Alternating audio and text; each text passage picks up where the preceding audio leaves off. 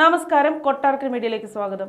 സമൂഹ മാധ്യമങ്ങളിലെ അശ്ലീല പോസ്റ്റിനെതിരെ വടകരയിലെ LDF സ്ഥാനാർത്ഥിയും മുൻ മന്ത്രിയുമായ കെ ശൈലജ നൽകിയ പരാതിയിൽ ഒടുവിൽ കേസെടുത്തു. കോഴിക്കോട് നടുവണ്ണൂർ സ്വദേശിയായ ഗൾഫ് മലയാളി KM മിൻഹാജിനെ പ്രതിയാക്കിയാണ് മട്ടന്നൂർ പോലീസ് കേസെടുത്തത്.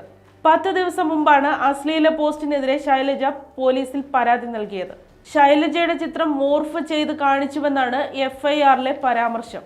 ഇയാൾക്കെതിരെ കലാപാഹ്വാനം നടത്തിയതിനുള്ള വകുപ്പുകളും ചേർത്തിട്ടുണ്ട്. നേരത്തെ ന്യൂമാഹി പോലീസ് ലീഗ് പ്രവർത്തകനെതിരെയും കേസെടുത്തിരുന്നു. മുസ്ലിം ലീഗ് ന്യൂമാഹി പഞ്ചായത്ത് സെക്രട്ടറി അസ്ലമിനെതിരെയാണ് ന്യൂമാഹി പോലീസ് കേസെടുത്തത്.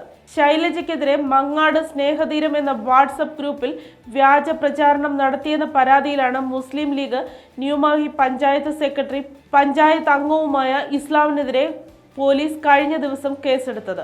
മുസ്ലിം സമുദായത്തെ ആകെ അധിക്ഷേപിക്കുന്ന വിധത്തിൽ ശൈലജയുടെ പേരിൽ ഇയാൾ വ്യാജ സന്ദേശം പ്രചരിപ്പിച്ചു.